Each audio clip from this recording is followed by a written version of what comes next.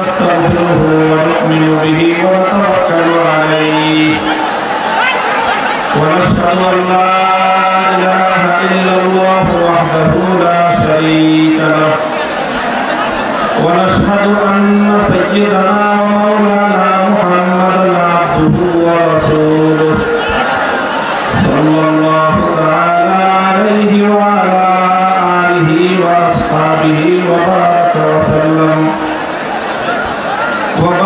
وسلم تسليما كثيرا.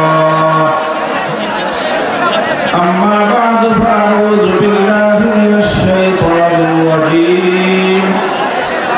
بسم الله الرحمن الرحيم. لا إكراه في الدين قد تبين الرشد من الغي فمن يكفر بالطاغوت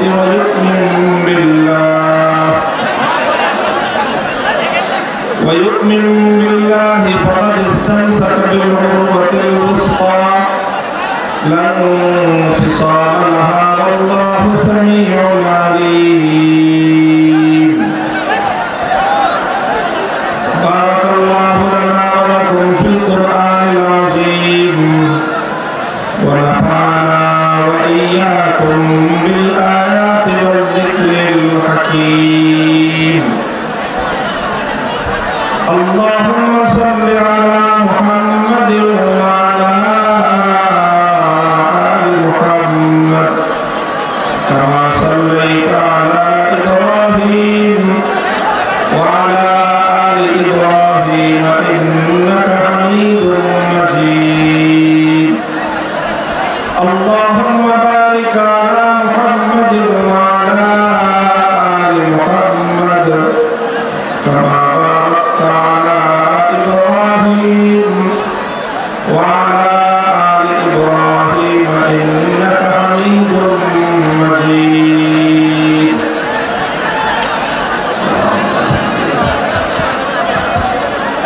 محترم حضرات علماء کرام সম্মানিত ও শ্রদ্ধাভাজন মুরব্বী সাহেবান সমবেত ইসলাম প্রিয় নবী প্রেমিক তাওহীদি মুসলমান ভাই বন্ধুগণ, পর্দার অন্তরালে অবস্থানরত আমার সম্মানিত মা ও বোনেরা, আমি সর্বপ্রথম শ্রী মহান রব্বুল আলামিনের দরবারে কালিমাতুশ শুকর হাদিয়া পেশ করছি, যিনি আজকে বাংলাদেশের প্রান্তিক এক অঞ্চল সিরাজগঞ্জের রায়গঞ্জ থানাধীন রোহা গ্রামে মাদ্রাসাতুল উলুম আল ইসলামিয়া মাদ্রাসা বার্ষিক মাহফিলকে উপলক্ষ করে বিপুল পরিমাণ ধর্মপ্রাণ মুসলমানদেরকে সমবেত হওয়ার তৌফিক দিয়েছেন।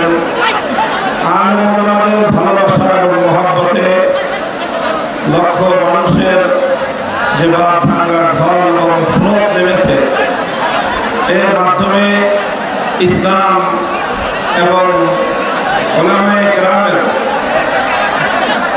এবং তাদের যে মেহনত প্রচেষ্টা দুনিয়াতে আল্লাহর দ্বীনকে রক্ষা করার, দ্বীনকে হেফাজত করার, দ্বীনকে গালেব করার, এই চেষ্টার প্রতি জনমানুষের এই বিপুল আবেগ ও উচ্ছ্বাস প্রমাণ করে কথা যে বাংলাদেশ আগামীর বাংলাদেশ হবে পূর্ণাঙ্গ ইসলামের বাংলাদেশ। এদেশে একটা নতুন সূর্যোদয়ের আভাস পাওয়া যাচ্ছে। প্রতিদিন শেষ রজনীতে রাতের আধার কেটে যেমন পূর্ব দিগন্তে সুবহে সাদেকের উদয় ঘটে। সুবহে সাদেক মূলত একটা জিনিসের আগমনী বার্তা দেয়।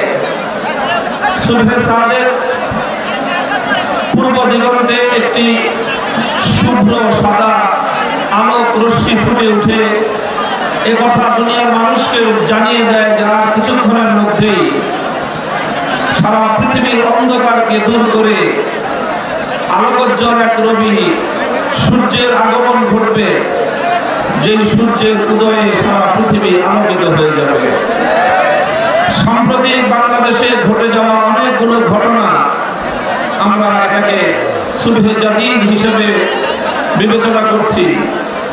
আমরা এখান থেকে নেক ফালি গ্রহণ করছি, আল ফাল আমরা গ্রহণ করছি, নেক ফালি শুভ সংবাদ এবং শুভ আভাস গ্রহণ করছি। সেটা হলো সাম্প্রতিক বিগত 100 দিনের ঘটনা প্রবাহ। এটা দেশের মানুষকে নতুনভাবে আশান্বিত করছে যে আগামীতে একটা বিপ্লব হবে বাংলাদেশে। সেই বিপ্লব হবে পরিপূর্ণ ইসলামকে বিজয়ী করার বিপ্লব। এদেশের নতুন প্রজন্ম, বাংলাদেশের ভবিষ্যৎ যারা সম্ভাবনা, শুধু মাদ্রাসার ছাত্ররাই নয়, বরং স্কুল কলেজ ইউনিভার্সিটির ছাত্ররাও, তারাও আজ ব্যাপকভাবে ইসলামের দিকে ধাবিত হচ্ছে। তারা বাংলাদেশ থেকে জঞ্জাল পরিষ্কার করার জন্য ঐক্যবদ্ধ হয়েছে। তাদের এই ঐক্য, তাদের এই প্রচেষ্টা এবং তাদের এই আত্মত্যাগ এবং কোরবানি, এটা বাংলাদেশকে এক সম্ভাবনা দেখাচ্ছে। সেই সম্ভাবনাটা হলো যে ইনশাআল্লাহ বাংলাদেশে পরিপূর্ণ ইসলাম প্রতিষ্ঠিত হবে।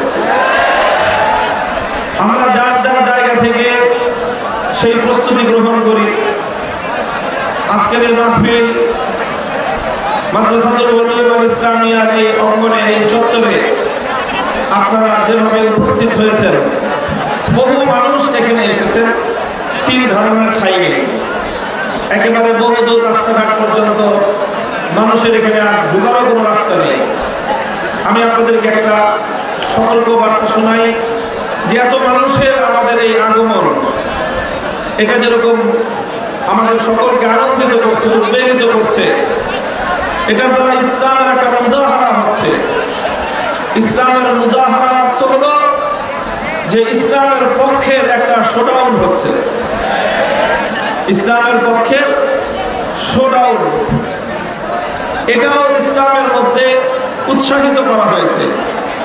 যখন তোমরা আল্লাহর দ্বীনের পক্ষে শোডাউন করার সুযোগ পাবে, উপলক্ষ তৈরি হবে, তখন তোমরা ইসলামের পক্ষে, আল্লাহর দ্বীনের পক্ষে এইভাবে তোমরা মুজাহারা করবে, শোডাউন করবে। তবে মনে রাখতে হবে, ইসলামের পক্ষের এই শোডাউনগুলোতে, এই মুজাহারাগুলোতে কোনো ব্যক্তি প্রদর্শনী, ব্যক্তির আত্মপ্রদর্শনী এখানে উদ্দেশ্য হওয়া চলবে না। এখানে আল্লাহর দ্বীন এবং ইসলামের অনুসারীদের ব্যাপক উপস্থিতির মাধ্যমে তাগুত এবং বাতিল শক্তির অন্তরের মধ্যে ভীতির সঞ্চার করতে হবে। রাসূল আকরাম সাল্লাল্লাহু আলাইহি ওয়াসাল্লাম ঈদগাহে যখন মুসলমানরা ঈদের দিন, ঈদুল ফিতর এবং ঈদুল আযহায় মুসলিমরা যখন একত্রিত হয়, সমবেত হয়, তো ঈদুল ফিতরের 2টা বিশেষ বিধান রয়েছে। আল্লাহর নবীর যুগে ঈদগাহে পুরুষদের পাশাপাশি নারীদেরও অংশগ্রহণের সুযোগ ছিল। মূলত নারীদের ঈদগাহে আসাটা নামাজ পড়ার উদ্দেশ্যে নয়, মূল উদ্দেশ্য ছিল যে মুসলিম নারীরাও যদি এভাবে দলে দলে ঈদগাহে জড়ো হয়, কাফেররা দেখবে যে মুসলমানরা সংখ্যায় কম না। এই জন্য আল্লাহর নবী বলেছেন যে সকল নারীদের শরীয়তের মাসলার কারণে নামাজ পড়ার অনুমতি নাই, তারাও ঈদগাহে আসবে। যে সকল নারীরা বাইরে বের হওয়ার জন্য নিজেদের প্রয়োজনীয় পর্দার কাপড় নাই, হিজাব করার কাপড় নাই, তার বোন, তার প্রতিবেশিনী, তিনি নিজের কাপড় থেকে তার জন্য হিজাবের ব্যবস্থা করে দিবে। এরপরেও মুসলিমরা কেউ যেন সেদিন ঘরে বসে না থেকে সকলে ঈদগাহে জড়ো হয়। হ্যাঁ, যাদের নামাজ পড়ার অনুমতি নাই তারা নামাজের কাতার থেকে দূরে থাকবে, কিন্তু মুসলমানদের এই শোডাউনে তারা উপস্থিত থাকবে। এটার একটা মাসআলা। আরেক মাসআলা হলো, সুতরাং এই কথাটা খুব ভালো করে বুঝে রাখবেন, আল্লাহর নবীর যুগেও এবং আজও মুসলিম নারীদের মসজিদে অথবা ঈদগাহে আগমনের যে উদ্দেশ্য ছিল, সেটা হলো ইসলামের, একটা হলো এই দ্বীন শিক্ষা করা, আর একটা হলো ইসলামের পক্ষে মুজাহারা এবং শোডাউন করা। ঈদের আরেকটা সুন্নত হলো ঈদগাহে মুসলমানরা এক রাস্তা দিয়ে আসবে, আরেক রাস্তা দিয়ে যাবে। কেন? তাহলে উত্তর পাড়ায়ও শোডাউন হবে, দক্ষিণ পাড়ায়ও শোডাউন হবে। মুসলমানরা এভাবে ঘুরে ঘুরে আল্লাহর শুকরিয়া আদায় করবে, আর দুনিয়ার মানুষকে তারা বার্তা দিয়ে দিবে এই মুসলিম জাতির উত্থান হচ্ছে, সারা পৃথিবী থেকে সকল অন্ধকার দূর হয়ে ইসলামের আলো ফুটবে ইনশাআল্লাহ। তো আমাদের বাংলাদেশে যে ওয়াজ মাহফিলগুলো হয়ে থাকে, এই ওয়াজ মাহফিল অনেক নেক উদ্দেশ্যে হয়, অনেক ভালো ভালো উদ্দেশ্যে হয়।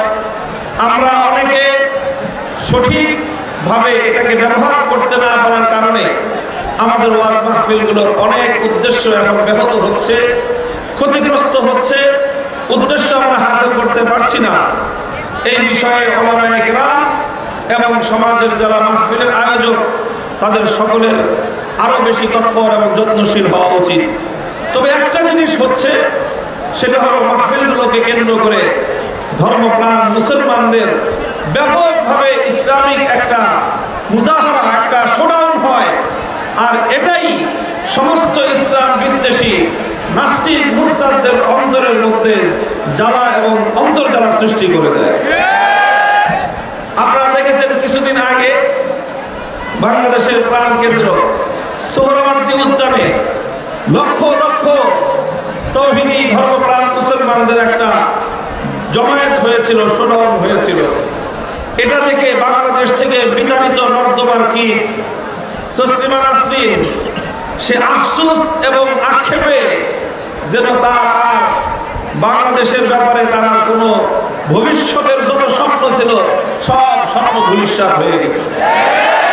আর আমরা এভাবে বলি, কুলবুতু বিগাইজিকুম, তোমরা এভাবে ইসলামের উত্থান দেখে জ্বলে পুড়ে মরতে থাকো।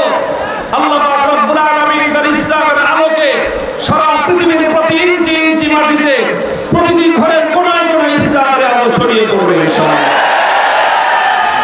লা ইয়াবকা আলা যাহরিল আরদি বাইতু মাদারিন ওয়ালা ওয়াবার ইল্লা আদখালাহু আল্লাহুল ইসলাম। এই ভূপৃষ্ঠের মধ্যে এমন একটি ঘর অবশিষ্ট থাকবে না, চাই সেই ঘরটি কোন শহর অঞ্চলের পাকা দালান হোক, অথবা কোন নিভৃত পল্লী অঞ্চলের একটা কাঁচা মাটির ঘর হোক, একটা কাঁচা ঝুপড়ি ঘর হোক, বেদে পল্লীর মাথার মধ্যে করা তাদের সেই তাঁবুর ঘর হোক, আদখালাহুল্লাহুল ইসলাম। প্রতিটি ঘরের মধ্যে ইসলাম প্রবেশ করবে, আর প্রতিটি ঘরের ছাদের উপরে ইসলামের কালেমার পতাকা উড়বে। আবার দেখা যাচ্ছে ইনশাআল্লাহ এই দক্ষিণ পূর্ব এশিয়ার বাংলাদেশের এই মাটি ইসলামের জন্য কতটা উর্বর হয়ে গিয়েছে। বিগত আগস্ট মাসের 5 তারিখ বিশ্ববাসী তার একটা ঝলক দেখেছে, একটা ঝলক দেখেছে যে কিভাবে এদেশের মানুষের অন্তরের মধ্যে যেই মূর্তির ভালোবাসা গেড়ে দেওয়ার চেষ্টা করা হয়েছিল, সুযোগ পাওয়ার প্রথম প্রহরেই বাংলাদেশের মানুষ কোন নেতার কমান ছাড়া, কোন নেতার আদেশ ছাড়া, এমনকি কোন আলেমের নির্দেশ দিতে হয়নি, তৌহিদ প্রীতি মানুষ, তৌহিদি জনতা, একত্ববাদে বিশ্বাসী বাংলার মুসলিম জনগণ, তারা 1 ঘন্টার মধ্যে সারা বাংলাদেশের সমস্ত জাতীয় স্থাপনাগুলোকে মূর্তি থেকে পবিত্র করেছে। আল্লাহ সেই ঘোষণা ছিল, ইয়া আইয়ুহাল মুদ্দাথির কুম ফাআনযির ওয়া রাব্বাকা ফাকাব্বির ওয়া সিয়াবাকা ফাতাহহির ওয়া রুজা ফাহজুর। আল্লাহ রাব্বুল আলামিন মুহাম্মদ আরবি সাল্লাল্লাহু আলাইহি ওয়াসাল্লামকে ঘোষণা দিয়েছিলেন, কম্বল গায়ে দিয়ে ঘুমিয়ে থাকার সময় নাই, হুজুর উঠেন, আপনার আল্লাহর বরত্বের ঘোষণা করেন। আর আপনি আল্লাহর বরত্বের ঘোষণা যখন করবেন, একই সঙ্গে মুসলিম সমাজকে মূর্তি মুক্ত করেন। আল্লাহর বরত্ব মূর্তির সঙ্গে সহাবস্থান করতে পারে না। এই জন্য বাংলাদেশে যে অভূতপূর্ব ঘটনা সংঘটিত হয়েছে, 15 বছর ধরে বাংলাদেশের মানুষের অন্তরের মধ্যে মূর্তি সংস্কৃতি প্রবেশ করানোর অনেক রকম আয়োজন করা হয়েছে। পাঠ্যপুস্তকের মধ্যে মুসলমানদের বাচ্চারা যে পাঠ্যপুস্তক পড়বে তার উপরে ভিতরে নানা জায়গায় প্রাসঙ্গিকভাবে অপ্রাসঙ্গিকভাবে মূর্তির ছবি দিয়ে দিয়ে মুসলিমদের কচি অন্তরের মধ্যে, শিশু কিশোরদের কচি অন্তরের মধ্যে মূর্তির প্রতি একটি সহনীয়তা সৃষ্টি করবার চেষ্টা করা হয়েছিল। বাংলাদেশের জেলায় জেলায় শুধু নয়, থানায় থানায় বিভিন্ন জায়গায় জায়গায় এইভাবে মূর্তি স্থাপন করে মুসলমানদের মধ্যে মূর্তি সংস্কৃতির প্রতি যে একটা ক্ষোভ আর ঘৃণা রয়েছে, এই ঘৃণাটাকে লাঘব করার চেষ্টা করা হয়েছিল অত্যন্ত সূক্ষ্মভাবে। আলহামদুলিল্লাহ 15 বছর ধরে তারা চেষ্টা করেছে। 5ই আগস্টের 1 ঘন্টায় আল্লাহর নবী যেদিন মক্কা বিজয় করার পরে, মক্কা বিজয়ের 1 ঘন্টার মাথায় নবীজি যা করেছিলেন বাইতুল্লাহ শরীফের মধ্যে, আল্লাহর নবী বাইতুল্লাহকে, আল্লাহর নবী বাইতুল্লাহর নগরকে, মক্কা শহরকে যেভাবে মূর্তি শূন্য করেছিলেন, এক একটা মূর্তির পেটের মধ্যে আল্লাহ নবী লাঠি দিয়ে আঘাত করে ভূপাতিত করেছেন। নবীজির কণ্ঠে উচ্চারিত হয়েছিল, জাল হাক্কু ওয়া যাহাকাল বাতিল ইন্নাল বাতিলা কানা যাহুকা। জব হক এসেছে বাতিল দূরীভূত হবে। তাওহীদ যখন এসেছে মূর্তি সংস্কৃতি এই সমাজে আর থাকতে পারে না। ঠিক একইভাবে 5ই আগস্টের দ্বিপ্রহরের পরে সারা বাংলাদেশ থেকে যেভাবে মূর্তির অপসারণ ঘটেছে, এটা একটা লক্ষণ, এটা একটা আলামত। এই জাতির যারা সমাজ এবং রাষ্ট্র নিয়ে কাজ করতে চান, আমি আবার বলছি, যারা সমাজ এবং রাষ্ট্র নিয়ে কাজ করতে চান, বাংলাদেশের মানুষের পাল্স বুঝবার চেষ্টা করুন। এদেশের মানুষ এখন তাওহীদের ব্যাপারে অনেক সোচ্চার এবং অনেক সচেতন। তাওহীদ বিরোধী কোনো চেতনা বাংলাদেশের মাটিতে যদি কেউ প্রতিষ্ঠা করার চেষ্টা করেন, তার ভাস্কর্য যেমন বুড়িগঙ্গায় ভাসবে, সে সহ তার সকল সাঙ্গ ভাঙ্গ বাংলার মাটি থেকে উচ্ছেদ হয়ে যাবে।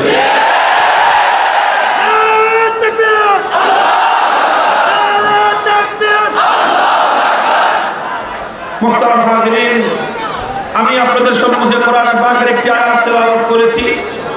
আমার আজকের আলোচনার বিষয়বস্তু খুব লম্বা না। আমি যে কথাটা বলতে চেয়েছিলাম এই কথাটা আবার একটু বলে দিই। আপনারা খুব ধীর এবং শান্ত থাকবেন। এখানে মানুষ জায়গা হয় যদি 10,000, 20,000 মানুষ আছে 50,000, এত বিপুল পরিমাণ মানুষ, সকলে যদি আমরা শৃঙ্খলা এবং শান্তি রক্ষা না করি, আল্লাহ না করুন কোনো একটা দুর্ঘটনা ঘটতে পারে। আর একটা দুর্ঘটনা আমাদের এই সকল আয়োজন, আমাদের সকল আনন্দকে মুহূর্তের মধ্যে বিষাদে পরিণত করবে, ম্লান হয়ে যাবে। এই জন্য সবাই খুব শান্ত থাকবেন। যতক্ষণ আলোচনা হয় শান্ত থাকবেন। আওয়াজ শোনা গেলেও শান্ত থাকবেন, আওয়াজ শোনা না গেলেও শান্ত থাকবেন, দেখা গেলেও শান্ত থাকবেন, দেখা না গেলেও শান্ত থাকবেন। কেউ কোনো কথা বলবেন না ইনশাআল্লাহ। এভাবে মাহফিলটা আমরা শেষ করতে পারবো তো ইনশাআল্লাহ। বন্ধুগণ, আমি আল্লাহর কোরআনে একটি আয়াত তেলাওয়াত করেছি, যে আয়াতের মধ্যে আল্লাহ পাক রব্বুল আলামিন বলছেন, তাতাবায়ানার রুশদু মিনাল গায়য়ি ফামান ইয়াকফুর বিত-তাগুতি ওয়া ইউমিন বিল্লাহ। তাবায়ানার রুশদু মিনাল গায়য়ি, কোনটা সঠিক পথ আর কোনটা ভুল পথ, কোনটা হেদায়েতের পথ, কোনটা গোমরাহির পথ, কোনটা মুক্তির পথ, কোনটা ধ্বংসের পথ স্পষ্ট। মুক্তির পথ হলো এক আল্লাহর উপর ঈমানের পথ, ধ্বংসের পথ হলো তাগুতের উপর বিশ্বাস স্থাপন করার পথ। অর্থাৎ ফামান ইউমিন বিল্লাহি ওয়া ইয়াকফুর বিত-তাগুত, ফামান ইউমিন বিল قد تبين الرشد من الغي فمن يكفر بالطاغوت ويؤمن بالله। যারা আল্লাহর উপর ঈমান আনয়ন করবে এবং তাগুতকে অস্বীকার করবে, ফাকাদ ইসতামসাকা বিল উরওয়াতিল উসকা, তারা একটা শক্ত হাতল ধারণ করলো, এমন একটা হাতল যেই হাতল ধরে থাকলে একজন মানুষ নির্বিঘ্নে জান্নাত পর্যন্ত পৌঁছে যেতে পারবে ইনশাআল্লাহ। এর জন্য দুটি বিষয়ের প্রয়োজন। কয়টা বিষয়? জোরে বলেন, কয়টা বিষয়? একটা হলো ঈমান বিল্লাহ, বলেন, একটা হলো ঈমান বিল্লাহ, আল্লাহর উপর নির্ভেজাল, খালেস, নিষ্কলুষ, ভেজাল মুক্ত ঈমান লাগবে। কি লাগবে? ভেজাল মুক্ত। কার উপর? জোরে বলেন, কার উপর? আল্লাহর উপর নিষ্কলুষ ভেজাল মুক্ত ঈমান লাগবে। সঙ্গে সঙ্গে ইয়াকফুর বিত্তাগুত, তাগুতকে অস্বীকার করতে হবে, তাগুতকে পরিত্যাগ করতে হবে। আমি এই বিষয়ে একটু কথা বলবো আপনাদের সামনে, আপনারা ধৈর্য ধরে শুনবেন, কথাটা বুঝবার বিষয়। এবং এই কথা আজকের বাংলাদেশের যে প্রেক্ষাপট তৈরি হয়েছে, এই প্রেক্ষাপটের সঙ্গে কেন প্রয়োজন আমার এই আলোচনা, সেটা আলোচনার শেষাংশে আমি আপনাদের সামনে আমার কথাগুলো এবং আমার কথার সারাংশ, আমার কথার যে ফলাফল, সেটাও আমি স্পষ্টভাবে আপনাদের সামনে উচ্চারণ করবো ইনশাআল্লাহ। আল্লাহ পাক রব্বুল আলামিনের উপর ঈমান গ্রহণ করা, এই ঈমান এটা হলো আসলুল উসুল। একজন মুমিনের উপর, একজন মানুষের উপর আল্লাহর পক্ষ থেকে যত বিধিবিধান আল্লাহর পক্ষ থেকে আরোপিত হয়েছে, সকল বিধানের মধ্যে সবচেয়ে গুরুত্বপূর্ণ বিধান হলো ঈমানের বিধান। ঈমানকে খালেস করতে হবে, ঈমানকে নির্ভেজাল করতে হবে। এটা হলো মানুষের উপর আল্লাহর পক্ষ থেকে সর্বপ্রথম নির্দেশ। ঈমানকে যখন আপনি খালেস করতে যাবেন, ঈমানকে যখন আপনি পিওর করতে যাবেন, তখনই আপনাকে তাগুতকে অস্বীকার করতে হবে। কাকে অস্বীকার করতে হবে? কথা বলেন, কাকে? তাগুতকে অস্বীকার করতে হবে। কাকে অস্বীকার করতে হবে? জোরে বলেন, জোরে, এদিকে তাকান।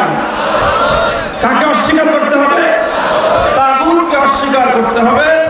কেউ যদি তাগুতকে সঠিকভাবে অস্বীকার করতে না পারে, কশিন কেন তার ঈমান পরিপূর্ণ হতে পারে না। ঈমান পরিপূর্ণ হওয়ার জন্য কুফর বিল তাগুত জরুরি। তাগুতের সঙ্গে কুফরি করতে হবে, তবেই আল্লাহর উপর ঈমান পরিপূর্ণ হবে। আমি আপনাদেরকে আলোচনার সুবিধার্থে প্রথমে তাগুতের পরিচয় দিব। আমাদের আজকের প্রজন্ম এই তাগুতের পরিচয় জানাটা খুব বেশি জরুরি। তাগুত কাকে বলা হয়? কোরআনে পাকের অনেকগুলো আয়াতের মধ্যে আল্লাহ পাক রব্বুল আলামিন কুফর বিত তাগুত তথা তাগুতকে অস্বীকার করা গুরুত্ব আরোপ করেছেন, জোরালো নির্দেশ আল্লাহ পাক রব্বুল আলামিন দান করেছেন। এই জন্য কাদিমান ওয়া হাদিসান, ইসলামের প্রথম যুগ থেকে নিয়ে আজ পর্যন্ত যারাই পবিত্র কোরআন নিয়ে আলোচনা করেন, পবিত্র কোরআনের তাফসীর গ্রন্থ লেখেন, পবিত্র কোরআন নিয়ে গবেষণা করেন, তাদের সকলের কাছেই এই তাগুত শব্দটি একটা তাৎপর্যপূর্ণ শব্দ এবং এই শব্দের তারা ব্যাখ্যা করে থাকেন এবং তাগুতের সংজ্ঞা দিয়ে থাকেন। সমস্ত মুফাসসিরিনদের সংজ্ঞা তারা তাগুতকে যেভাবে সংজ্ঞায়িত করেছেন, এই সবগুলো সংজ্ঞা যদি একত্রিত করা হয়, তাহলে আমি সহজ ভাষায় আপনাদেরকে যদি বলতে চাই, তাহলে তাগুতের সংজ্ঞা, তাগুতের পরিচয় এভাবে বলা যায় যে আল্লাহ রাব্বুল আলামিনের জন্য যেই আসনটা সংরক্ষিত, আল্লাহর জন্য যেই বৈশিষ্ট্য সংরক্ষিত, অর্থাৎ যেই বৈশিষ্ট্য আল্লাহ ছাড়া অন্য কারো মধ্যে পাওয়া যাওয়া সম্ভব নয়, সেই বৈশিষ্ট্য যদি আল্লাহ ছাড়া ভিন্ন কেউ, কোনো গায়রুল্লাহকে যদি দেওয়া হয়, কোনো গায়রুল্লাহর জন্য যদি সেই বৈশিষ্ট্য সাব্যস্ত করা হয়, তখন সেই গায়রুল্লাহকে বলা হয় তাগুত। আরো সহজ ভাষায় বললে, যে আসনটা আল্লাহর জন্য সংরক্ষিত, সেই আসনে যদি কোনো গায়রুল্লাহকে বসানো হয়, সেই গায়রুল্লাহকেই বলা হয় তাগুত। যেরকম খতমে নবুয়তের আসন, এটা কার জন্য সংরক্ষিত? শেষ নবীর জন্য। আপনারা কথা বুঝতেছেন? কথার জবাব দিয়ে। খতমে নবুয়তের সিংহাসন, এটা কার জন্য সংরক্ষিত? শেষ নবী মুহাম্মদুর রাসূলুল্লাহ সাল্লাল্লাহু আলাইহি ওয়াসাল্লামের জন্য সংরক্ষিত। এখন শেষ নবীর পরে আর কেউ যদি নবুয়তের আসনে নিজেকে আসীন করে, তাহলে সেই নবী, সেই নামধারী নবী সত্য নবী না ভণ্ড নবী? সেই ব্যক্তি হলো ভণ্ড নবী। শেষ নবীর পরে কোনো নবী নাই। শেষ নবী কিয়ামত পর্যন্তের জন্য তিনি খতমে নবুয়তের সিংহাসনে আসীন। কাজী খতমে নবুয়তের সিংহাসনে আখিরি নবী মুহাম্মদুর রাসূলুল্লাহ সাল্লাল্লাহু আলাইহি ওয়াসাল্লাম ছাড়া অন্য কেউ যদি বসতে চায়, সে যেরকম ভণ্ড নবী, মিথ্যা নবী, ঠিক ওই রকম ভাবে আল্লাহর জন্য যে আসন সংরক্ষিত, আল্লাহর আসনে যদি অন্য কোনো গায়রুল্লাহ বসতে চায়, তাহলে সেই গায়রুল্লাহকে বলা হয় তাগুত। সহজে দৃষ্টান্ত দিয়ে আমি বুঝাবার চেষ্টা করি। যেরকম ধরেন ইবাদত করা হয়, কি করা হয়? এই ইবাদতের হকদার একমাত্র কে? সকল মানুষ জবাব দিবেন, ইবাদতের একমাত্র হকদার কে? ইবাদতের একমাত্র হকদার হলেন আল্লাহ। এখন ইবাদত যদি আল্লাহর জন্য না করে অন্য কোনো গায়রুল্লাহর জন্য করা হয়, তাহলে সেই গায়রুল্লাহকে বলা হয় তাগুত। কারণ ইবাদতের প্রাপ্য, ইবাদতের হকদারের যে আসনটা, সেই আসন একমাত্র আল্লাহর জন্য সংরক্ষিত। সুতরাং ইবাদত পাওয়ার সেই আসনে আল্লাহ ছাড়া কেউ যদি কোনো গায়রুল্লাহকে বসায়, কোনো গায়রুল্লাহ যদি নিজে স্বেচ্ছায় বসে, অথবা অন্য কেউ বসানোর পরে সেই গায়রুল্লাহ যদি এতে সম্মত থাকে, তাহলে সেই গায়রুল্লাহকেই বলা হবে তাগুত। যেরকম আরো সুনির্দিষ্ট দৃষ্টান্ত দিলে, ইবাদতের একমাত্র উপযুক্ত কে বলেন? কেউ যদি আল্লাহর জায়গায় দুর্গাকে পূজা করে, তাহলে যে ইবাদত এক আল্লাহর জন্য নির্ধারিত ছিল, সে আল্লাহকে ইবাদত না করে দুর্গাকে পূজা করলো, তাহলে ইসলামের পরিভাষায় দুর্গাকে বলা হয় তাগুত। আল্লাহর স্থানে ইবাদত যদি দুর্গার না করে কেউ কালীর করে, সরস্বতীর করে, তাহলে এই সবগুলো হলো তাগুত। আল্লাহর নবীর যুগে লাত, মানাত, উজ্জা, হুবল এই সকল দেবদেবতার মানুষ পূজা করত। এই সকল দেবদেবতা ছিল সে যুগের তাগুত। আর এই যুগের তাগুত হলো এই জাতীয় যত দুর্গা, সরস্বতী, কালী, যেই সকল মূর্তিগুলো মানুষ নিজের হাতে বানিয়ে মানুষ সেগুলোকে ইবাদত এবং পূজার আসনে বসিয়ে তাদের পূজা করে, তাদের ইবাদত করে, এগুলোকেই বলা হয় তাগুত। কথাটা বোঝা গেল? বুঝতে পেরেছেন আপনারা? আরেকটা দৃষ্টান্ত দেই যে আল্লাহর জন্য নির্ধারিত সংরক্ষিত আসনে যেই বসবে সেই তাগুত হবে। যেরকম ইবাদতের একমাত্র উপযুক্ত কে, ঠিক তদ্রূপ আইন তৈরি করা, কি বললাম? আইন তৈরি করা, বিধান তৈরি করা সর্বোচ্চ ক্ষমতা একমাত্র কার? বিধান তৈরি করা প্রশ্নহীন ক্ষমতা একমাত্র কার? বিধান তৈরি করবার সার্বভৌম ক্ষমতা একমাত্র কার? সার্বভৌম ক্ষমতা হলো একমাত্র আল্লাহ। সার্বভৌম ক্ষমতার অর্থ কি? সর্বোচ্চ ক্ষমতার অর্থ কি? প্রশ্নহীন ক্ষমতা থাকার অর্থ হলো যে বিধান করার পরে বুঝে আসুক বা না আসুক প্রশ্ন করা যাবে না। বিধান করার পরে বুঝে আসুক বা না আসুক সেই বিধানকে বাতিল করা যাবে না। বিধান করার পরে সেই বিধান বুঝে আসুক বা না আসুক সেই বিধানকে কোনোভাবে কটাক্ষ করা যাবে না। এইরকম ভাবে সেই বিধানের বিকল্প কোনো বিধান দেওয়া যাবে না। এইরকম বিধান দেওয়া, আইন তৈরি করার সর্বোচ্চ ক্ষমতাকে বলা হয় সার্বভৌম ক্ষমতা। তাহলে আইন তৈরি করবা এরকম চূড়ান্ত আর প্রশ্নহীন ক্ষমতা একমাত্র কার? প্রশ্ন করতে পারেন, তাহলে মানুষ কি কোনো বিধান বা আইন তৈরি করতে পারবে না? হ্যাঁ, মানুষ পারবে, আইন বা বিধান তৈরি করতে পারবে। মানুষেরও আইন তৈরি করার এখতিয়ার আছে, ক্ষমতা আছে। তবে মানুষের ক্ষমতাটা সর্বোচ্চ ক্ষমতা নয়, মানুষের ক্ষমতাটা প্রশ্নহীন ক্ষমতা নয়। মানুষ আইন করতে পারবে কতদূর পর্যন্ত? মানুষ আইন করতে পারবে এমন ভাবে যেন মানুষের কোনো তৈরি আইন আল্লাহর কোনো আইনের বিপরীত না হয়। মানুষের যে কোনো আইন, যে কোনো বিধান আল্লাহর যে কোনো বিধানের বিপরীত হবে, সঙ্গে সঙ্গে মানুষের সেই বিধান বাতিল বলে গণ্য হবে। কাজেই বুঝেন কথা এই জায়গাটায়, এই জায়গাটা আমি এজন্য বলছি, কথা এজন্য বলছি, আমাদের সমাজে এক সমস্যা হলো যে ঘাও এক জায়গায়, ফোড়া এক জায়গায়, মলম লাগায় আরেক জায়গায়, রোগীর রোগ এক জায়গায়, চিকিৎসা করে আরেক জায়গায়। প্রচুর ঘটে আমাদের দেশে। আল্লাহ পাক আমাদের দেশের চিকিৎসা ব্যবস্থাকে এই অভিশাপ থেকে মুক্তি দান করুন। রোগ একটা, ডাক্তার সাহেব অপারেশন করে তার বিশাল 4 লাখ টাকা 10 লাখ টাকার বিল ধরায় দিয়ে আরেক জায়গা দিয়ে তাকে অপারেশন করা দিয়ে ছেড়ে দিছে। 3 দিন পরে দেখা যায় যে আবার যেই সেই। তাহলে রোগ যেখানে সেখানে চিকিৎসা না করে অন্যত্র যতই চিকিৎসা করা হোক রোগীর যেরকম কোনো কল্যাণ হবে না। সমস্যা যেখানে সেই জায়গাটা এড়িয়ে গিয়ে সেই জায়গাটাকে বাদ দিয়ে অন্য জায়গায় আপনি যতই মালিশ করেন রোগীর কোনো উন্নতির সম্ভাবনা নাই। মুহতারাম হাজিরিন, মানুষ এই আল্লাহ পাক রব্বুল আলামিনের তাওহীদ, আল্লাহর একত্ববাদের মধ্যেই ব্যাপকভাবে মুসলিম সমাজের মধ্যে বিভ্রান্তি রয়েছে, গোমরাহি রয়েছে, পথভ্রষ্টতা রয়েছে, মানুষের ভুল ধারণা রয়েছে।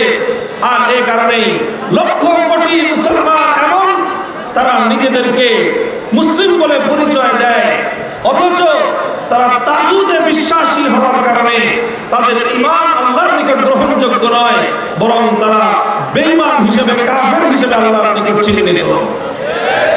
কোরআন পাকের সূরাতুন নিসার মধ্যে আল্লাহ বলেছেন, আলাম তারা ইলাল্লাযীনা ইয়াযুমুনা আন্নাহুম আমানু বিমা উনজিলা ইলাইকা ওয়া মা উনজিলা মিন ক্বাবলিক ইউরিদুনা আন ইয়াতাহাকামু ইলাত তাগুত ওয়া ক্বাদ উমিরু আন ইয়াকফুরু বিহি ওয়া ইউরিদুশ শাইতানু আন ইউদিল্লাহুম দালালাম বাঈদা। আল্লাহ বলেন, হে নবী, আপনি কি এমন কিছু মানুষ দেখেছেন যারা নিজেদেরকে ঈমানদার বলে দাবি করে? কি করে? জোরে বলেন, কি করে? যারা নিজেদেরকে ঈমানদার বলে দাবি করে, ইয়াজুমুনা আন্নাহুম আমানু, তারা দাবি করে যে তারা ঈমানদার। আল্লাহ বলছেন, অথচ ইউরিদুনা আন ইয়াতাহাকামু ইলাত তাগুত। আমরা আল্লাহ আশ্চর্য প্রকাশ করে বলেন, আশ্চর্য প্রকাশ করে আল্লাহ পাক রব্বুল আলামিন বলেন, যে ব্যক্তি নিজেকে ঈমানদার বলে দাবি করতে পারে সেই ব্যক্তি কশিনকাল কোনো তাগুতের কাছে বিচার চাইতে পারে না। যে ব্যক্তি নিজেকে ঈমানদার বলে দাবি করবে, যে ব্যক্তি নিজেকে ঈমানদার বলে পরিচয় দিবে, সেই ব্যক্তি কশিনকালেও কোনো তাগুতের কাছে ফয়সালা চাইতে পারে না। সেই ব্যক্তি কোনোদিন কোনো তাগুতের কাছে বিচার প্রার্থী হতে পারে না। আর যে ব্যক্তি তাগুতের কাছে বিচার প্রার্থী হবে, যে ব্যক্তি তাগুতের বিধান মানবে, যে ব্যক্তি তাগুতের আইনকে মেনে নিবে, তাগুতের আইনকে যে ব্যক্তি শ্রদ্ধা করবে, তাগুতের আইনের উপর যে ব্যক্তি বিশ্বাস স্থাপন করবে, সে হাজি নাম ধারণ করতে পারে, গাজী নাম ধারণ করতে পারে, ডবল হাজি, ট্রিপল হাজি, চৌবল হাজি নাম ধারণ করতে পারে, কিন্তু ঈমানদার হতে পারে না। এরকম বহু বেঈমান হাজি আছে আমাদের সমাজে। আবু জাহাল কতবার হজ করছে জানেন? আবু জাহালের হজের সংখ্যা হাদিসের মধ্যে উল্লেখ নাই, তবে আমার ধারণা 40 বারের কম করে নাই। 40 বারের কম হজ করে নাই। যে বছর বদরের ময়দানে গিয়ে রমজান মাসে নিহত হয়েছে, ধ্বংস হয়েছে, এর আগের বছর জিলহজ মাসে হজ করেছে। হজের তো অভাব ছিল না, হজের তো সমস্যা ছিল না, কিন্তু ঈমান ঠিক ছিল না। ঈমান যদি ঠিক না থাকে, তুমি হজ করে লাভ হবে কি? নামাজ পড়েই লাভ হবে কি? যায় নামাজ তালাশ করেই লাভ হবে কি? যায় নামাজ তালাশ করে লাভ নাই। আগে ঈমান ঠিক করো, তারপরে নামাজ। আগে ঈমান ঠিক করো, তারপরে হজ। আগে ঈমান ঠিক করো, তারপরে আমল। যদি ঈমান ঠিক না থাকে, বিশুদ্ধ না হয়, কোনো আমলের কানাকড়ি পরিমাণ মূল্য নাই। মুহতারাম হাজিরিন, এই জন্য ঈমানের এই জায়গাটা আমি আপনাদেরকে একটু মেরামত করার চেষ্টা করতেছি। যে ঈমানের জন্য জরুরি হলো সর্বপ্রথম ঈমানের যেই অংশ, ঈমানের যেই মৌলিক ব্যাখ্যা, মৌলিক বিষয়, সেটা হলো তাওহীদ। ঈমানের প্রথম বুনিয়াদ কি? তাওহীদ। তাওহীদ মানে কি? তাওহীদ মানে আল্লাহর একত্ববাদে বিশ্বাসী হওয়া, আল্লাহর একত্ববাদে বিশ্বাসী হওয়ার অর্থ হলো যেই সকল বিষয়গুলি আল্লাহর সঙ্গে নির্ধারিত সেই জায়গাগুলোতে আল্লাহর জায়গায় অন্য কাউকে আল্লাহর শরীক করা যাবে না। যেমন ইবাদত একমাত্র নির্ধারিত কার জন্য, তো ইবাদতের মধ্যে কেউ যদি আল্লাহর সঙ্গে কোনো গায়রুল্লাহকে শরীক করে তাহলে সেই ব্যক্তি কশিনকালেও ঈমানদার হতে পারে না। ইবাদত যেরকম আল্লাহ পাকের জন্য নির্ধারিত, এটাকে বলা হয় তাওহীদ ফিল উবুদিয়্যাহ, মাবুদিয়াতের তাওহীদ, মাবুদ একমাত্র আল্লাহ। ঠিক ওরকম আরেকটা তাওহীদের অংশ রয়েছে, সেই তাওহীদকে বলা হয় তাওহীদ ফিল হাকিমিয়্যাহ, অর্থাৎ আইন তৈরি করবার চূড়ান্ত ক্ষমতা একমাত্র কার? আল্লাহর সেই চূড়ান্ত আইন তৈরি করার ক্ষমতার সঙ্গে সাংঘর্ষিক যে কোনো কার্যকলাপ, যে কোনো বিশ্বাস কোনো ব্যক্তি স্থাপন করবে, পোষণ করবে, সেই ব্যক্তি আর কিছু হতে পারলেও একত্ববাদী হতে পারে না, সে তাওহীদবাদী হতে পারে না। যে একত্ববাদী না হতে পারে তার ঈমানদার হওয়ার প্রশ্নই আসে না। তাহলে তাগুত বুঝে আসলো, তাগুত বলা হয় ওই গায়রুল্লাহকে, যেই গায়রুল্লাহ আল্লাহর আসনে, আল্লাহর স্থানে বসে। যেরকম যে সমস্ত দেবদেবতাকে পূজা করা হয়, যে ইবাদত এক আল্লাহর জন্য করার কথা ছিল, সেই ইবাদতের জায়গায় মূর্তিকে বসানো হলে সেই মূর্তিকে বলা হয় তাগুত। ঠিক ওরকম আইন তৈরি করবার প্রশ্নহীন ক্ষমতা যখন আল্লাহর, সেই আল্লাহর ক্ষমতাকে যদি অন্য কেউ নিয়ে আল্লাহর আইনের বাইরে কোনো আইন তৈরি করতে চায়, আল্লাহর আইনের বাইরে ভিন্ন কোনো বিধান যদি কেউ রচনা করে, সেই বিধানটা রচনাকারী সে কোনো রাজা বাদশাহ হতে পারে, সেই বিধানটা রচনাকারী কোনো রাষ্ট্রপতি বা প্রধানমন্ত্রী হতে পারে, সেই বিধান রচনাকারী কোনো মন্ত্রী পরিষদ অথবা কোনো আইন পরিষদ, কোনো সংসদ হতে পারে, সেই বিধান রচনাকারী কোনো বিচারপতি, বিচারালয় হতে পারে। মনে রাখবেন, আল্লাহর আইনের বিরুদ্ধে গিয়ে যারাই আইন করবে, যেই বাদশাহ আইন করবে, যেই রাজা আইন করবে, যেই রাষ্ট্রপতি আইন করবে, যেই প্রধানমন্ত্রী আইন করবে, যেই মন্ত্রী পরিষদ আইন করবে, যেই বিচারপতি আইন করবে, যেই সংসদ আইন করবে, সবগুলো শুধু বেঈমান আর মুশরিক নয়, বরং তারা হলো সব তাগুত।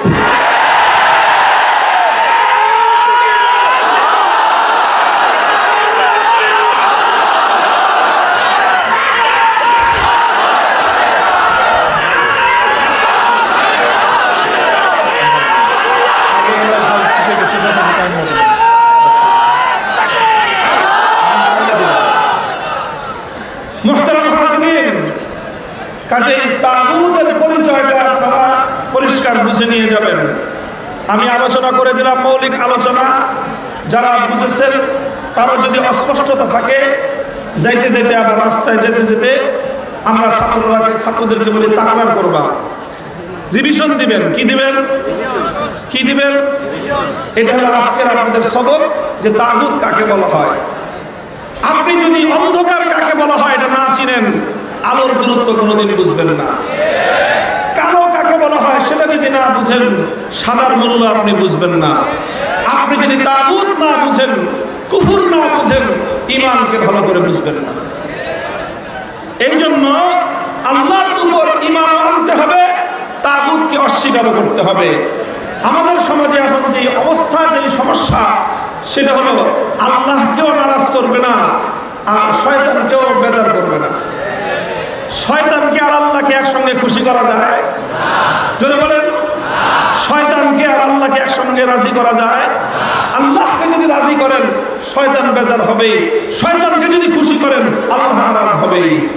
সিদ্ধান্ত নিতে হবে যে তুমি আল্লাহর পক্ষে থাকবা না গায়রুল্লাহর পক্ষে থাকবা। তোমাকে সিদ্ধান্ত নিতে হবে তুমি আল্লাহর দলের লোক না শয়তানের দলের লোক।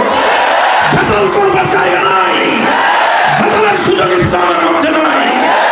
আল্লাযীনা আমানু ইউকাতিলুনা ফী সাবিলিল্লাহ ওয়াল্লাযীনা কাফারু ইউকাতিলুনা ফী সাবিলিত তাগুত।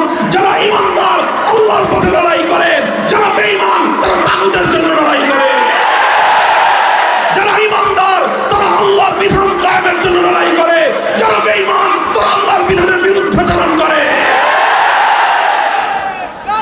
স্পষ্ট হয়ে যেতে হবে, স্পষ্ট। সাদা কালোর মধ্যে কোনো গোজামিল চলবে না, সাদা কালোর মধ্যে কোনো গোজামিল চলবে না ইনশাআল্লাহ। আমি স্পষ্ট পবিত্র কোরআন থেকে আমি আপনাদের সামনে আয়াত তেলাওয়াত করেছি। আল্লাহর পয়গম্বরের একটি হাদিসের উদ্ধৃতি দিয়ে আমি আপনাদের সামনে হযরত আলী ইবনে হাতেম রাদিয়াল্লাহু আনহু, হাতেম তাইয়ের নাম শুনেছেন? হ্যাঁ, কে কে শুনছেন বলেন তো? হাতেম তাই, মাশাআল্লাহ, অনেক মানুষ, অনেক বকিল ছিল না? হ্যাঁ, হাতেম তাই মানে কি বকিল? দেখি, হাতেম তাই মানেই হলো দানবীর। কোন মানুষ অনেক দানশীলতা করলে, অনেক দান করলে তাকে আমরা সকলে উপাধি দেই যে ইনি হলেন যুগের হাতেম তাই। কথাটি, হাতেম তাই একজন ব্যক্তি ছিলেন। এই ব্যক্তি আল্লাহর নবী মুহাম্মদুর রাসূলুল্লাহ সাল্লাল্লাহু আলাইহি ওয়াসাল্লামের যুগের কিছু আগের লোক ছিলেন। নবীজির সঙ্গে তার সাক্ষাৎ হয়েছে বলে কোনো প্রমাণ পাওয়া যায় না। এই জন্য তিনি আল্লাহর নবীর উপর ঈমান গ্রহণ করেছেন, এটারও কোনো প্রমাণ নাই। তবে এই হাতেম তাইর ছেলে, তার সন্তান, সেই সন্তানের নাম ছিল আদি ইবনে হাতেম। ইনি আল্লাহর নবীর সঙ্গে সাক্ষাৎ হয়েছিল। তিনি ইসলাম গ্রহণ করেছিলেন এবং তার ইসলামটা ছিল নির্ভেজাল, পিওর ইসলাম। এই জন্য আল্লাহর নবী হাতেম তাইয়ের সন্তান হিসেবে আদি ইবনে হাতেমকে অনেক মর্যাদা দিতেন, সম্মান করতেন। আদি ইবনে হাতেম যখন আল্লাহর নবীর কাছে আসতো, নবীজি তাকে মর্যাদার আসন দান করতেন। তিনি ইসলাম গ্রহণ করার আগেও নিজের গোত্রের সর্দার ছিলেন এবং খ্রিস্টান ধর্মের একজন গুরুত্বপূর্ণ ব্যক্তি ছিলেন, শিক্ষিত আলেম ছিলেন তিনি খ্রিস্ট ধর্মের। তিনি ইসলাম গ্রহণ করার পরে একদিন এসে আল্লাহর নবীর কাছে একটা প্রশ্ন করলেন।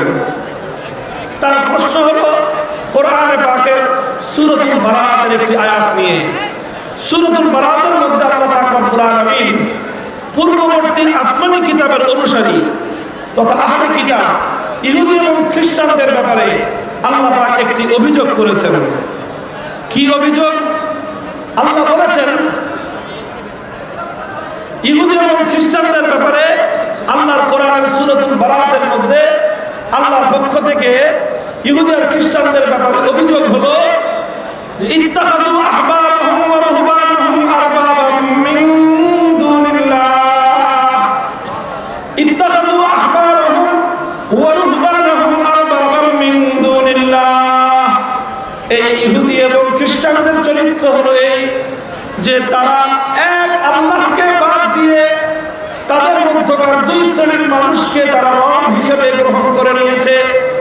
এক শ্রেণীর মানুষ হলো তাদের আহবার, যারা তাদের মধ্যে জ্ঞানী সম্প্রদায়, আর আরেক সম্প্রদায় হলো রুহবানহুম, তাদের মধ্যকার যারা পাদ্রী সম্প্রদায়, যারা পাদ্রীদেরকে আর জ্ঞানীদেরকে তারা আল্লাহর জায়গায় রব বানায় নিয়েছে। রব একমাত্র কে? আর এটা আসতে পারে না। মানুষ হয়েছে লক্ষ জনতা, আর আল্লাহর নাম জিজ্ঞেস করলে মিনমিনে বলেন। এই মিনমিনে লোক আমার ওয়াজে বসবেন, বুঝতে পারেন না এই কথা? মিনমিনে কোন লোক এই আমার সঙ্গে খাতির নেই। কথা বলবেন ইসলামের কথা, গায়রুল্লাহর কথা যারা বলেন তারা যতটা জোরে বলবেন, আল্লাহর আওয়াজ যখন করবেন আপনার আওয়াজ তার চেয়ে 10 গুণ বেশি হওয়া যায়।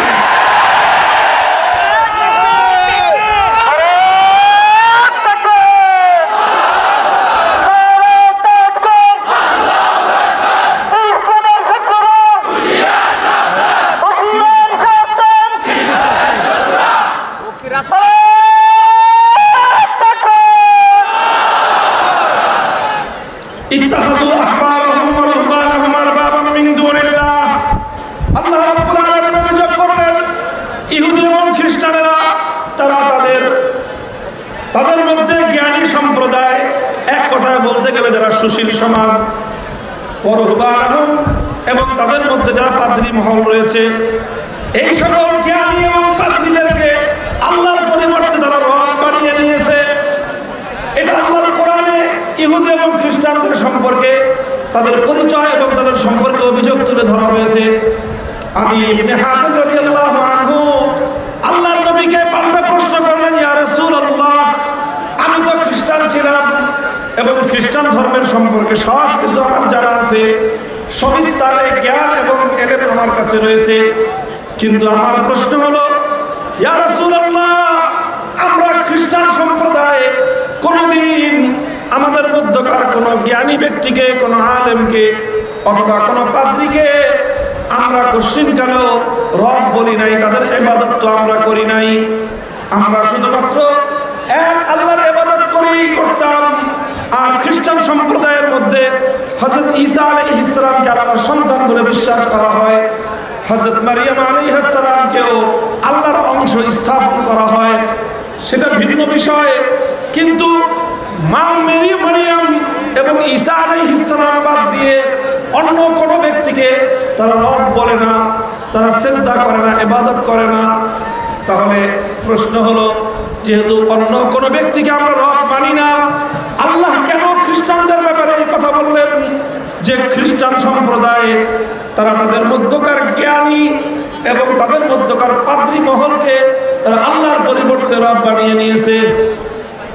এটা হলো আদি ইবনে হাতেমের প্রশ্ন। আল্লাহর নবীর প্রশ্নের জবাব দেওয়ার জন্য আদি ইবনে হাতেমের কাছে আগে আরেকটা পাল্টা প্রশ্ন করলেন। আল্লাহর নবী আদি ইবনে হাতেম বললেন, হে আদি, তুমি আমাকে একটা প্রশ্নের জবাব দাও। আলাস্তুম হারামতুম মা হারামুহু ওয়া আহলালতুম মা আহাল্লুহু, তোমাদের মধ্যে কি এমন কোন বিষয় ছিল যে আল্লাহ রাব্বুল আলামিন একটা বিষয়কে বৈধ বলেছেন, কিন্তু সেই বিষয়টাকে পরবর্তীতে তোমাদের ধর্মের জ্ঞানী আর পাদ্রী সম্প্রদায় মিলে যেটাকে আল্লাহ বৈধ বললেন সেটাকে তারা বেআইনি বলে দেয়? অথবা কোনো একটা জিনিসকে আল্লাহ পাক বেআইনি করেছেন, অবৈধ করেছেন, অথচ তোমাদের সমাজের এই পাদ্রী সম্প্রদায় আর তোমাদের সমাজের জ্ঞানী সম্প্রদায় মিলে যেটাকে আল্লাহ অবৈধ করলেন সেটাকে তারা বৈধ করে দেয়। অর্থাৎ আল্লাহর বিধানটাকে তারা পরিবর্তন করে দিত। আর তোমরা গোটা সম্প্রদায়, সকল খ্রিস্টানরা, এই সকল জ্ঞানী আর পাদ্রীরা আল্লাহর যেই বিধানকে পরিবর্তন করে দিল, সেই পরিবর্তিত বিধানটাকে তোমরা মেনে নিতা। এমন বিষয় তোমাদের মধ্যে ছিল কিনা? এবার আদি ইবনে হাতেম মাথা নিচু করে বলেন যে হ্যাঁ ইয়া রাসূলুল্লাহ, এটা তো আমাদের মধ্যে ছিল। সঙ্গে সঙ্গে আল্লাহর পয়গম্বর মুহাম্মদুর রাসূলুল্লাহ সাল্লাল্লাহু আলাইহি ওয়াসাল্লাম বললেন, ফাযালিকা ইবাদাতুহুম ফাতিলকা ইবাদাতুহুম। হে আদি, তুমি কি মনে করেছো শুধুমাত্র কোনো গায়রুল্লাহকে সিজদা করলেই শিরক হয়?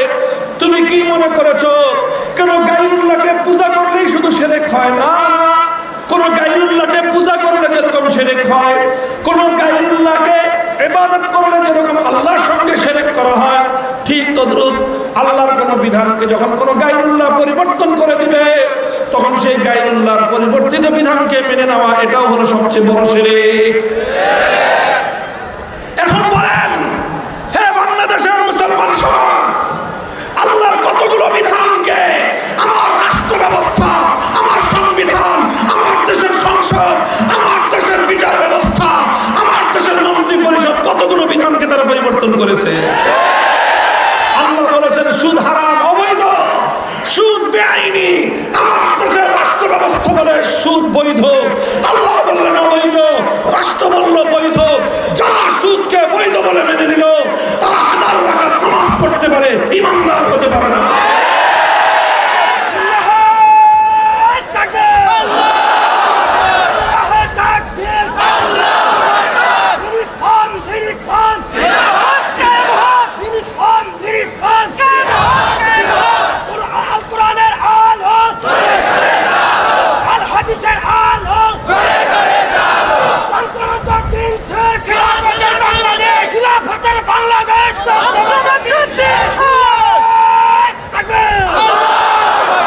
মুহতারাম হাজিরিন, আল্লাহর নবীর এই হাদিস, আদি ইবনে হাতেমের সঙ্গে আল্লাহর পয়গম্বরের এই কথোপকথন, কোরআনে পাকের এই আয়াতের ব্যাখ্যায় সমস্ত তাফসীর গ্রন্থের মধ্যে খুঁজে পাবেন।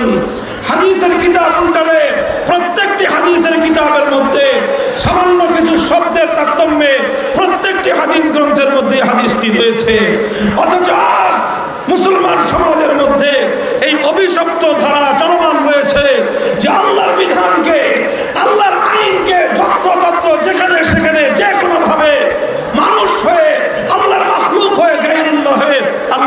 বিধানকে পরিবর্তন করে দেয়, আল্লাহর বিধানের জায়গায় পাল্টা বিধান তারা প্রবর্তন করে দেয়। মুসলমানদের মধ্যে অভিশাপ ছিল না, নবীর যুগে ছিল না, সাহাবীদের যুগে ছিল না, তাবেঈনদের যুগে ছিল না, তাবেঈনদের যুগে ছিল না, খেলাফতে রাশিদার যুগে ছিল না, খেলাফতে বনু উমাইয়ার যুগে ছিল না, খেলাফতে বনু আব্বাসিয়ার যুগেও ছিল না। সর্বপ্রথম মুসলিম সমাজের মধ্যে এই অভিশপ্ত ধারা চালু করেছিল তাতারিরা। তাতারি চেঙ্গিস খান, এই চেঙ্গিস খানের চেলাচামুন্ডা যা ছিল, এরা মুসলিম সমাজকে ধ্বংসস্তূপে পরিণত করেছিল। মুসলমানদের খেলাফতের প্রাণকেন্দ্র রাজধানী বাগদাদকে দখল করেছিল। মুসলিম ভূখণ্ডকে তছনছ করে দিয়ে, মুসলমানদেরকে দখল করে নিয়ে মুসলিম সমাজের মধ্যে সর্বপ্রথম সেই তাতারিরা চেঙ্গিস খানের প্রবর্তিত আইন, আল্লাহর আইনকে উৎখাত করে তারা চেঙ্গিস খানের বানানো আইন, চেঙ্গিস খানের সেই বানানো আইনটা ছিল বিভিন্ন ধর্মের আইনকে একত্রিত করে তার নিজস্ব প্রণীত একটা আইনের বই, একটা আইনের একটা পাতা, যেটাকে ইতিহাসের পাতায় নাম পাওয়া যায় ইয়াসেক। এই ইয়াসেকের বিধান অনুযায়ী সর্বপ্রথম মুসলিম সমাজের মধ্যে এই অভিশাপ প্রবেশ করেছে তাতারিদের মাধ্যমে। আল্লাহ পাক রব্বুল আলামিন মুসলমানদের ওই সকল পূর্বপুরুষদের উপর রহম করুন, তাদের কবরগুলোকে জান্নাতের বাগানে পরিণত করুন, যারা তাতারিদের এই ফিতনাকে মোকাবেলা করেছিলেন। এই ফিতনাকে মোকাবেলা করতে গিয়ে লক্ষ লক্ষ মুসলমানকে শাহাদাতের রক্ত দিতে হয়েছে। তাতারিদের এই ফিতনাকে মোকাবেলা করার জন্য যুগের আলেম সমাজকে শাহাদাতের রক্ত দিতে হয়েছে। যুগের শাইখুল ইসলাম ইবনে তাইমিয়াকে ৬ বার কারারুদ্ধ হতে হয়েছে। উলামায়ে কেরাম রক্ত দিয়েছেন, জীবন দিয়েছেন, কারাবরণ করেছেন, আত্মত্যাগ স্বীকার করেছেন। শেষ পর্যন্ত আল্লাহর জমিন থেকে চেঙ্গিস খানের তাতারি ফিতনাকে নির্মূল করে ফেলেছে।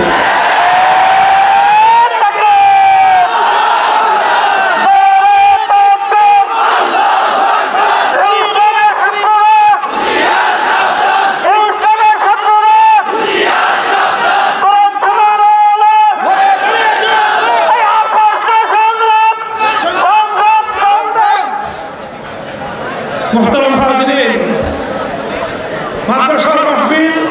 মাদ্রাসার মাহফিলের ভাব গাম্ভীর্য রক্ষা করতে হবে ইনশাআল্লাহ। খুব ভালো করে আমার এই আলোচনার সময় দুইটা কথা মনে রাখবেন। উদু ইলা সাবিলি রাব্বিকা বিল হিকমা, যে কথা বলতে হবে হিকমতের সাথে। হিকমতের সাথে কথা বলার অর্থ এটা না যে সত্য কথাকে গোপন করা বা উচিত কথাকে এড়ায় যাওয়া, এর নাম হিকমত নয়। এটা হিকমতের নামে অপব্যাখ্যা। হিকমতের অর্থ হলো যেই কথাটা যেখানে যেইভাবে বলা উচিত সেইভাবে বলা। হিকমত অর্থ হলো যেইখানে যেই কথাটা যেইভাবে বলা উচিত সেইখানে সেই কথাটা সেইভাবে বলার নাম হলো হিকমত। আমরা একটা কেন্দ্রীয় একটা মাহফিলে আছি। আমি শাইখুল হাদিস আল্লামা আজিজুল হক রহমতুল্লাহ আলাইহির সন্তান। কেন্দ্রীয় পর্যায়ে আল্লাহ পাক রব্বুল আলামিন আলেম সমাজের পক্ষ থেকে মুখপাত্র হিসাবে কিছু কথা বলার দায়িত্ব এবং সুযোগ আমাকে দিয়েছেন। কাজেই আমি যেইভাবে রাষ্ট্র সমাজের অসঙ্গতিগুলো জাতির সামনে তুলে ধরি, আমার দেখা দেখে আপনারা যে কোনো জায়গায় যে কোনো কথা বলবেন না। ইহার জন্য কিন্তু আমি দায়ী থাকবো না। কথা বলতে হবে অবশ্যই সত্য কথা। যেই কথার ভার নিতে পারবেন তিনি সেই কথা বলবেন। আপনি হলেন 300 টাকা 3 মণ ওজনের কথা বলতে গেলে ঝামেলা হবে, সমাজে বিশৃঙ্খলা দেখা দিবে। এই জন্য এই বিষয়টা খুব লক্ষ্য রাখবেন। আমার দ্বারা আপনারা কেউ আবার এই ভুল মেসেজ নেবেন না। আমরা যদি এই সকল কথাগুলি না বলি, সমাজের অসঙ্গতিগুলি যদি আমরা না বলি, যেই সমস্যাটা সমাজের মধ্যে বর্তমানে বিরাজমান, সেটা হলো আজকের জাহিলি সমাজ ব্যবস্থা আলেম সমাজের কাছ থেকে নেতৃত্ব স্বরূপ কোনো আচরণ সহ্য করতে পারে না। কথাটা বুঝেন? খালি আওয়ামী লীগের তো বিরুদ্ধাচরণ করেন। আওয়ামী লীগের মূল সমস্যাটা কি সেটা বুঝে রাখেন। আওয়ামী লীগের মূল সমস্যা হবে তারা হুজুরদেরকে দাওয়াত দিবে, হুজুরদেরকে খাওয়াবে, হুজুরদেরকে ইমামতির চাকরি দিবে, প্রয়োজনে মডার্ন মসজিদ বানায় সব জায়গায় হুজুরদেরকে চাকরি দিবে। হুজুরদেরকে হাদিয়া তোহফা দিতে তাদের কোনো সমস্যা নাই, দাওয়াত খাওয়াইতে সমস্যা নাই। সমস্যা হলো তাদের এক জায়গায়, হুজুরদেরকে তারা নেতৃত্বের আসনে দেখতে চায় না। এই জায়গায় হলো আওয়ামী লীগের সমস্যা। যারা যারা আওয়ামী লীগকে আবার বাংলাদেশে ফিরে আনতে চাও, আওয়ামী লীগকে আগে এই গুনাহ থেকে তওবা করতে বলবা। এই দেশে থাকতে হলে, রাজনীতি করতে হলে, এই সমাজে বিচরণ করতে হলে আলেম সমাজকে শুধু হুজুর হিসেবে নয়, আলেম সমাজের নেতৃত্ব মেনে তারপরে আসতে হবে। আর আওয়ামী লীগের দেখা দেখি বিএনপিও মাঝে মাঝে কাউয়া হয়ে ময়ূরের মতন আসতে চায়। এই সমস্ত অপবিত্রতা বিএনপির মধ্যে এক সময় ছিল না। তারা শুরু থেকে ইসলামী দল না, কিন্তু ইসলাম এবং আলেম ওলামাদের নেতৃত্ব নিয়ে তাদের গায়ের মধ্যে অ্যালার্জি ছিল না। আস্তে আস্তে এই অ্যালার্জি পাশের জনের থেকে তাদের গায়ে সংক্রামিত হইতেছে। খবরদার, চুলকানির রোগ কিন্তু পাশের জনের মধ্যেও ছড়ায়।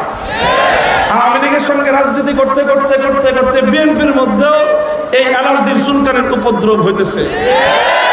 যারা যারা বিএনপির রাজনীতির সাথে সম্পৃক্ত আছেন, ভালো করে আপনাদের এই দলের এই চিকিৎসা করায় নেবেন। যদি না করেন, খবরদার, খোদার কসম খেয়ে বলি, যে সমস্যার কারণে আমরা আওয়ামী লীগের বিরুদ্ধাচরণ করেছি, সেই সমস্যা যদি বিএনপির মধ্যে দেখা যায়, বিএনপিকে বঙ্গোপসাগরে ভাসায় দিতে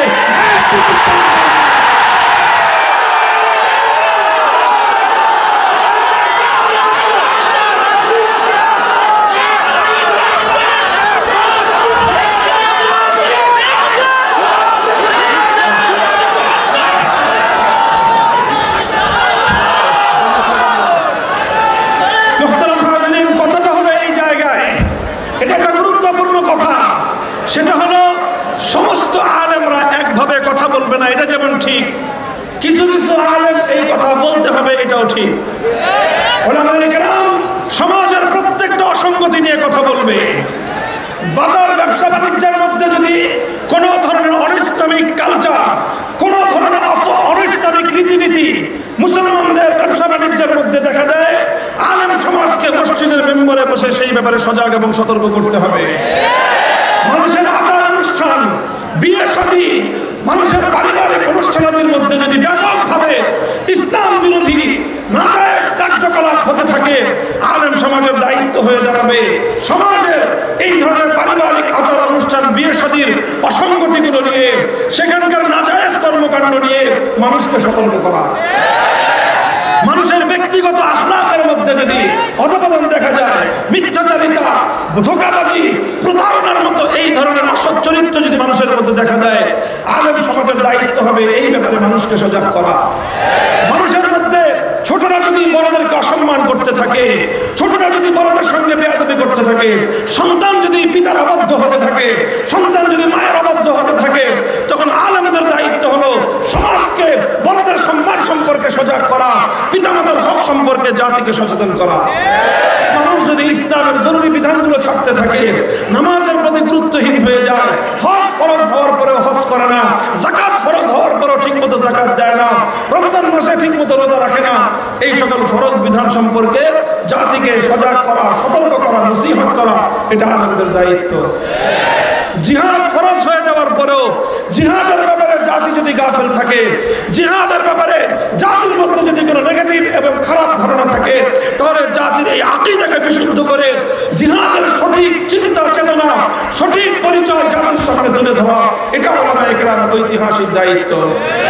ঠিক তদ্রূপ যারা রাষ্ট্র চালাবে, যারা রাজনীতি করবে, তাদেরকে মনে রাখতে হবে তাদের প্রত্যেকটি ভুল ত্রুটি নিয়ে আলেমদেরকে কথা বলতে হবে। এবং তখনই উলামায়ে কেরাম নেতার মতো কথা বলবে, শুধু হুজুরের মতো না।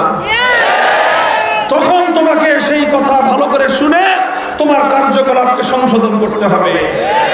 তুমি তখন কার্যকলাপ সংশোধন না করে মামুনুল হকের উপরে ক্ষিপ্ত হইবা যে হুজুর বেশি কথা বলে। কথা আমাদেরটা চলছে, চলবে ইনশাআল্লাহ। আর আমরা যখন হকের কথা বলবো, আলাসনা আলাল হাক্কি ওয়া হুম আলাল বাতিল, আমাদের সূত্র তো একটাই, আমরা বলছি কোরআনের কথা, আমরা বলছি সত্যের কথা, আমাদের প্রতিপক্ষ বলছে মিথ্যার কথা, আমরা বলছি আল্লাহর কথা, প্রতিপক্ষ বলছে শয়তানের কথা। লড়াই যদি বাঁধে, লড়াই করব, জীবন যদি দিতে হয় জীবন দেব। আমরা মরণে যদি জান্নাতে যাই, তারা মরণে যদি জাহান্নামে যায়, তাদের যদি মরতে আপত্তি না থাকে, জান্নাতের শহীদরা মরতে কেন আপত্তি করবে?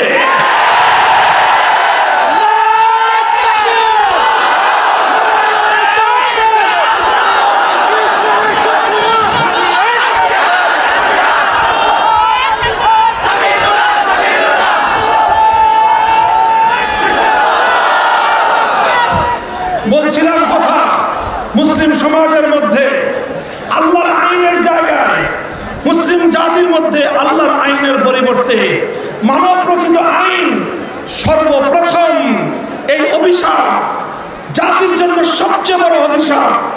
এই অভিশাপ মুসলমানদের মধ্যে এনেছিল তাতারি সম্প্রদায়। চেঙ্গিস খানের আইন, কার আইন? মনে রাখবেন, চেঙ্গিস খান।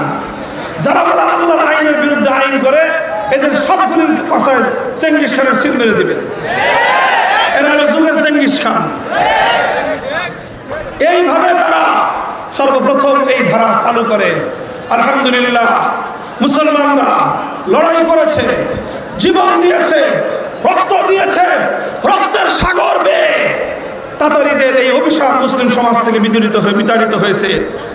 তাতারিরা এক সময় তাদের অধিকাংশ লোক ইসলাম কবুল করে মুসলমান হয়ে আবার ইসলামের সঠিক ধারায় তারা ফিরে এসেছে এবং খেলাফতে ওসমানিয়া কায়েম হয়ে দীর্ঘ শতাব্দীর পর শতাব্দী পর্যন্ত মুসলিম জাতির মধ্যে আল্লাহর আইনের সঙ্গে সাংঘর্ষিক কোনো আইন, কোনো বিধান মুসলিম সমাজে, মুসলিম রাষ্ট্রে রাষ্ট্রীয়ভাবে কোশ্চিনকালেও এটা গ্রহণযোগ্য ছিল না।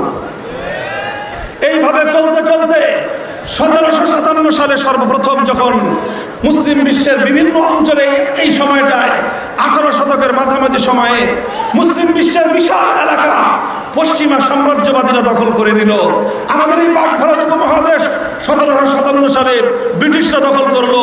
মুসলমানদের বিশাল আফ্রিকা মহাদেশের আরব দেশগুলো, কেউ ফ্রান্স দখল করলো কিছু, ইটালি দখল করলো কিছু। এইভাবে মুসলিম সাম্রাজ্যগুলো, মুসলিম বিশাল এলাকা ইটালি, ফ্রান্স আর ব্রিটিশরা দখল করে ভাগ বাটোয়ারা করে নিল। আর একটা বিশাল অঞ্চল রাশিয়ার দখলে কব্জা হয়ে গেল। এই মুসলিম দেশগুলো যখন পশ্চিমাদের করতলগত হলো, এই পশ্চিমারা সর্বপ্রথম মুসলিম সমাজের মধ্যে অভিশপ্ত ধারা চালু করলো যে মুসলমানদের সমাজে আল্লাহর বিধানগুলোকে তারা উপড়ে ফেলে আল্লাহর বিধানের জায়গায় ব্রিটিশ প্রবর্তিত বিধান তারা চালু করলো। যখন ব্রিটিশ প্রবর্তিত বিধান চালু হলো, মুসলমানদের সংখ্যা কিন্তু কম ছিল না। মসজিদগুলোতে মুসলমানরা ইমাম ছিল, মসজিদগুলোর মিম্বারে মুসলমানদের বয়ান চলতো, সব ঠিক ছিল। কিন্তু শুধুমাত্র একটা জিনিসের পরিবর্তন হয়েছিল, সেই জিনিসটা হলো মুসলমানদের সমাজে আল্লাহর আইনের পরিবর্তে মানব রচিত আইন বাস্তবায়ন হলো। যুগের ইমাম শাহ আব্দুল আজিজ মুহাদ্দিস দেহলভী রাহমাতুল্লাহি আলাইহি সর্বপ্রথম ফতোয়া জারি করলেন, এদেশে মুসলমানের সংখ্যা যতই হোক না কেন, এই দেশটা এখন আর দারুল ইসলাম, ইসলামের দেশ নয়, এই দেশটা হলো এখন দারুল হরব। দারুল হরব মানে হলো শত্রু কবলিত দেশ। যেই দেশের আইন আল্লাহর আইন হয় না, যেই দেশের আইন ইসলামের আইন হয় না, সেই দেশে টুপিওয়ালা মানুষ যত বেশি থাকুক না কেন, আইন আল্লাহর না হওয়া পর্যন্ত সেই দেশ পরিপূর্ণ ইসলামের দেশ হতে পারে না। তিনি ফতোয়া দিলেন যে দেশ এখন দারুল ইসলাম নাই, এদেশ দারুল হরব হয়ে গিয়েছে। সুতরাং এখন মুসলমানদের দায়িত্ব আর কর্তব্য হলো এই দারুল হরবকে পরিবর্তন করে আবার এখানে দারুল ইসলাম কায়েম করতে হবে, আবার মানব রচিত আইনকে উপড়ে ফেলে আল্লাহর আইন দ্বারা মুসলিম সমাজকে শাসন করতে হবে। শুরু হলো মুসলমানদের এর জন্য সংগ্রাম, শুরু হলো মুসলমানদের সংগ্রাম। দীর্ঘ সংগ্রামের পথ পাড়ি দিয়ে 1757 সালের পর প্রায় 70 বছর পরে 1831 সালে বালাকোটের ময়দানে সৈয়দ আহমদ শহীদ রহমতুল্লাহ আলাইহি মুজাহিদ বাহিনী গঠন করে ইংরেজদের বিরুদ্ধে যুদ্ধ শুরু করলেন, লড়াই শুরু করলেন। উদ্দেশ্য ছিল স্বাধীনতা।